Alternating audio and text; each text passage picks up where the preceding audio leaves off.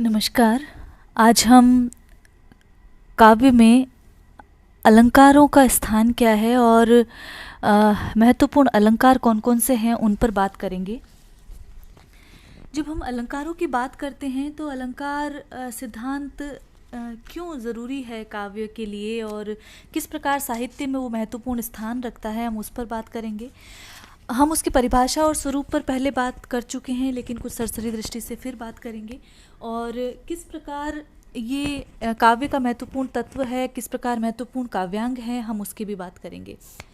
जब हम अलंकार की बात करते हैं तो अलंकार संप्रदाय को यदि हम देखें तो वहाँ पर जो छठी और सातवीं शताब्दी है उसमें जो भामह हैं वो अलंकार को पहले पहल सामने लेकर आते हैं और उसे काव्य की आत्मा के रूप में प्रतिष्ठापित करने का प्रयास वो करते हैं। देखिए, जब हम अलंकार शब्द को देखते हैं तो ये अलम और कार दो शब्दों से मिलकर बना है, जिसका अर्थ अगर हम देखें तो अलम का अर्थ होता है जो शोभित करता है, जो शोभा करने वाला है, अर्थात जो काव्य को आभूषित करने वाला जो उपकरण है वो क्या है, अलंकार है। तो अलम और कार मतलब करने वाला, अलम मतलब जो शोभा कारक है। तो जो काव्य को जो शोभा प्रदान करता है, जो सुशोभित करता है, वो उपकरण क्या है, अलंकार।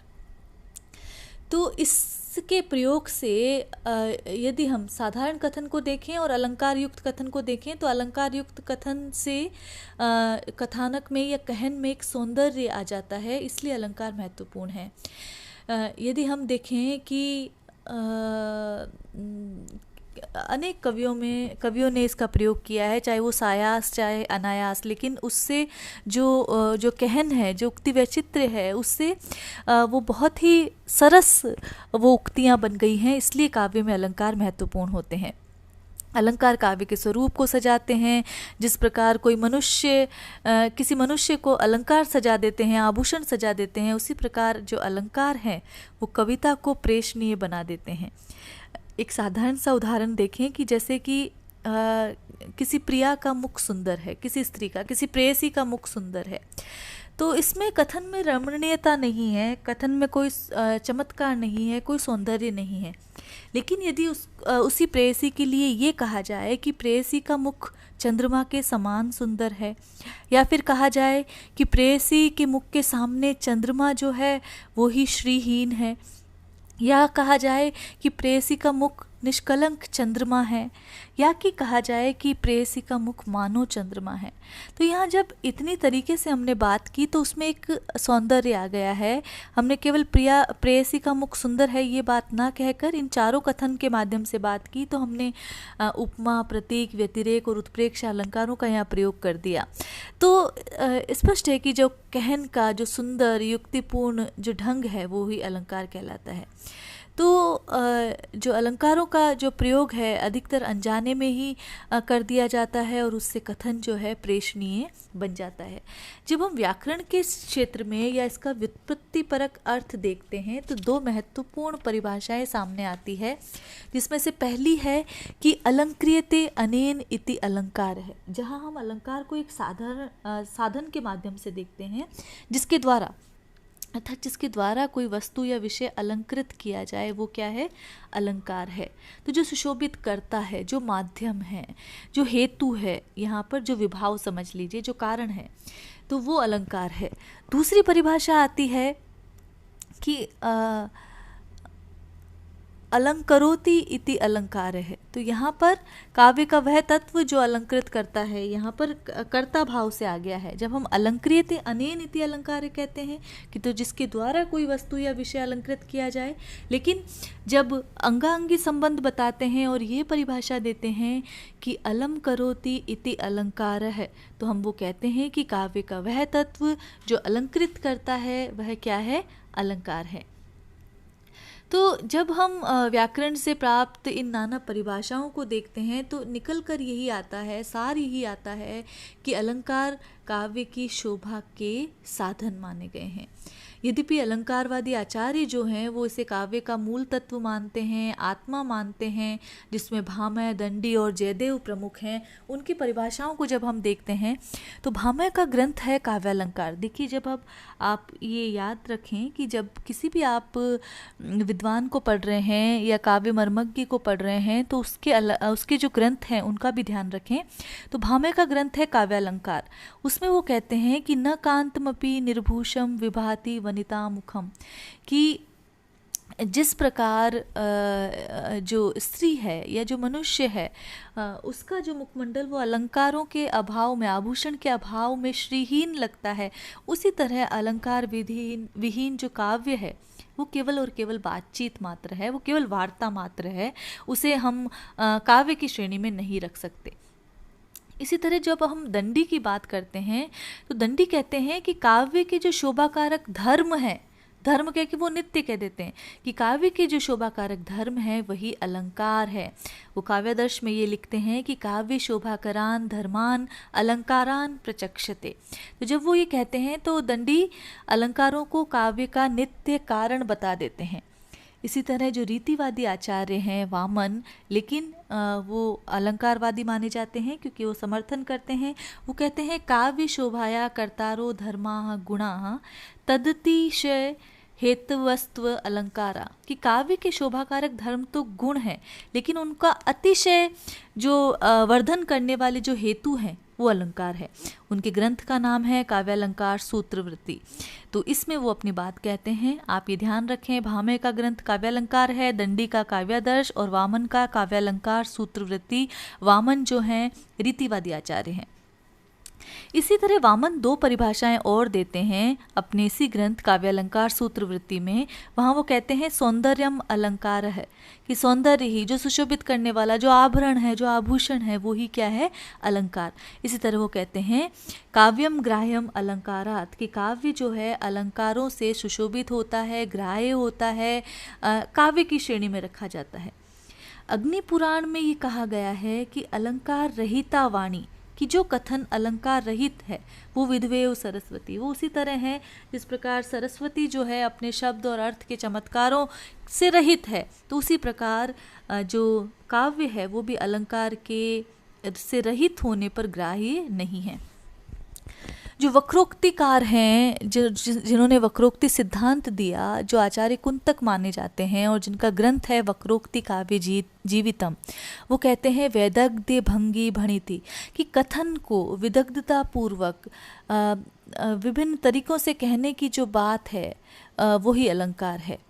इसी तरह जो आचार्य भोजराज हैं, जो अलंकारवादी आचार्य माने जाते हैं, वो कहते हैं अलंकारेर अलंकृतम, कि अलंकारों से ही जो काव्य है वो अलंकृत होता है। जयदेव जो बहुत अधिक अलंकारवादी आचार्य हैं, जो अलंकारों को सर्वस्व मानते हैं, वो अपने चंद्रालोक में लिखते हैं अंगीकरोति ये काव्यम शब्दार्था वनलंकृति असो न मन्यते कस्माद अनुष्णमन लंकृति। वो स्पष्ट कहते हैं कि अलंकृत काव्य तो है ही नहीं, कि अलंकारों के बिना काव्य माना ही नहीं जा सकता। अलंकारों के बिना काव्य की स्थिति मानना अग्नि को उष्णता से रहित मानना है। तो असो न मन्यते कस्माद, कि शायद कि वो अग्नि को भी उष्णता रहित मानते होंगे, उष्ण से रहित मानते होंगे। देखिए, अलंकारवादी आचार्य जो हैं, जो उसको काव्यात्मा के पद पर सुशोभित करते हैं, वो कहते हैं वो उसमें रस की सारी चीज़ें, चाहे वो रसाभास हो, भावाभास हो, और रस और भाव दोनों को, इन चारों चीज़ों को ही वो रसवत, प्रेयसवत, ऊर्जस्वत और समाहित अलंकारों में अंतर्भूत मान देते हैं और इस तरह अलंकारों का अलग विभेदीकरण कर देते हैं और इस तरह वो रस के स्थान पर अलंकारों को काव्य की आत्मा स्थापित करने का प्रयास करते हैं। अब इन जो इसकी पूर्व पीठिका से बात करने के बाद एक महत्वपूर्ण बात और की जाए कि अलंकार क्या है और अलंकारी क्या है, अक्सर पूछ लिया जाता है। देखिए, अलंकार की जब हमने बात की तो हम कहते हैं अलम करोति इति अलंकार है या अलंक्रियते अनेन इति अलंकार है, अर्थात जो कारक है, जो तत्व जो है विषय या किसी काव्य को अलंकृत करता है वो क्या है, अलंकार। जो शोभाकारक धर्म है वो अलंकार है।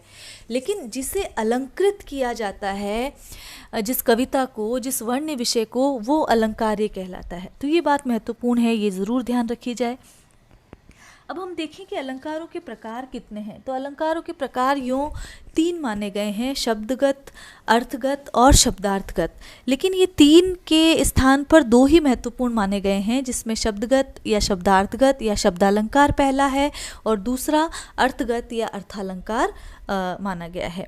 तो शब्दगत अलंकार, जैसा कि देखिए शब्दगत अलंकार, ये जो एक नाम दिया गया है, इसमें अर्थ ढूंढने की कोशिश कीजिए कि जिस अलंकार का चमत्कार शब्द विशेष के रहने पर बना रहे और यदि उसको हटा दें, उस शब्द को हटा दें और उसका पर्याय अगर रखें, जैसे जल का अगर हम प्रयोग कर रहे हैं और जल के स्थान पर यदि हम नीर, तोय, अम्बु आदि उसके पर्याय रख दें, तो पानी रख दें या कोई और शब्द रख दें, तो उसका जो सौंदर्य है वो नष्ट हो जाता है, वो चमत्कार समाप्त हो जाता है। तो ऐसे अलंकार शब्द अलंकार कहलाते हैं।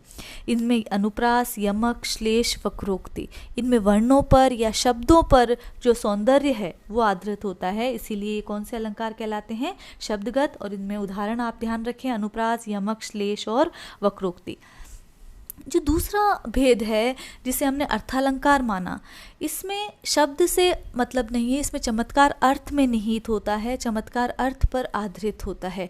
तो इसमें यदि वो शब्द विशेष हटा दिया जाए और उसके स्थान पर उसका पर्याय रखें, तो उसमें जो उसका जो शब्द का सौंदर्य है वो समाप्त नहीं होता है, उसका कविता का सौंदर्य, उक्ति का सौंदर्य, विषय का सौंदर्य समाप्त नहीं होता है। तो उपमा, उत्प्रेक्षा, प्रतीप, रूपक, समासोक्ति, अन्योक्ति, ये जितने भी अलंकार हैं वो सारे अर्थालंकारों की श्रेणी में आते हैं। कुछ आचार्य एक तीसरा भेद शब्दार्थगत या शब्द अर्थ अलंकार और मानते हैं। इसमें वो कहते हैं शब्द और दोनों पर जिसका चमत्कार आधारित होता है, इसमें श्लेष अलंकार को उन्होंने रखा है। यद्यपि इस तरह के 3 भेद जो हैं वो सर्वमान्य नहीं हुए, आचार्यों ने मूलतः शब्द और अर्थगत 2 ही भेद माने हैं। और जो यदि हम अन्य अलंकारवादी आचार्यों को देखें, जिसमें रुय्यक देखें या जयदेव, वो भी 2 ही भेद मानते हैं। आज हम अनुप्रास अलंकार पर बात करेंगे। और अनुप्रास अलंकार, जैसा कि हमने कहा, शब्दालंकार है। इसमें जो सौंदर्य है वो शब्द पर आधारित रहता है, वर्ण पर आधारित रहता है, इसलिए इसे शब्दालंकार की श्रेणी में हमने रखा है। तो जब हम ये अनुप्रास अलंकार की बात करते हैं तो वहाँ पर हम ये एक परिभाषा दी गई है, व्यंजन सम बरुस्वर असम अनुप्रास अलंकार है, कि इसमें व्यंजन समान होंगे, वर्णों की आवृत्ति होगी लेकिन व्यंजनों की, अब वहाँ पर स्वर वर्तनी भले अलग अलग हो तो वो अनुप्रास अलंकार। तो साधारण अर्थों में आप यूँ कहें कि समान वर्णों या शब्दों की जहाँ आवृत्ति होती है वो अनुप्रास अलंकार माना जाता है। देखिए, इसका अनुप्रास को यदि हम बांटे शब्दों में तो अनु, प्र और आस, या फिर अनु और प्रास 2 शब्दों से मिलकर बना है, जिसका अर्थ होता है, अनु का मतलब है बारंबार और प्रास का मतलब है पास पास रहना। तो वर्णों या शब्दों का बार बार पास रहना, आवृत्ति हो के पास रहना जब होता है तो उसे अनुप्रास अलंकार माना जाता है। तो व्यंजन साम्य आवश्यक है, यहाँ पर वर्तनीगत साम्य हो या नहीं हो उससे कोई फर्क नहीं पड़ता है। तो अनुप्रास अलंकार में वर्ण साम्य हुआ।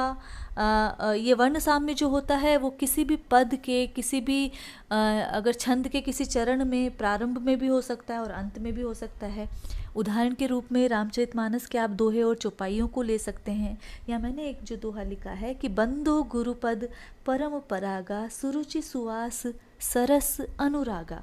तो यहाँ देखिए, प्रथम चरण और द्वितीय चरण में जो परागा और अनुरागा, रागा रागा जो वर्ण हैं उनकी आवृत्ति हो रही है ना, उनका दोहराव हो रहा है। तो ये आप अगर देखें तो हर चरण के अंत में हो रहा है। तो हमने पहले भी कहा कि ये कहीं भी हो सकता है, प्रारंभ में भी और अंत में भी। तो लेकिन ये वर्णों की आवृत्ति हो रही है, इसलिए इसे यहाँ पर क्या माना जाएगा? अनुप्रास अलंकार माना जाएगा। दूसरा उदाहरण देखें तो सरस सुंदर सावन मास था, घन रहे नभ में घिर घूमते।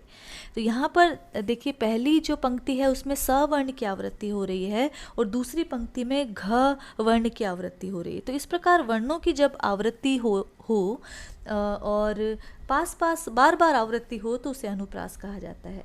इसी तरह जो अगला उदाहरण है, चारु चंद्र की चंचल किरणें खेल रही थी जल थल में। तो यहाँ पर च वर्ण की जो आवृत्ति है, इसलिए ये अनुप्रास अलंकार माना गया है। अब आज हम केवल अनुप्रास की परिभाषा तक ही बात करेंगे कि अनुप्रास किस प्रकार जो है बारंबार वर्णों की आवृत्ति से अनुप्रास अलंकार माना जाता है।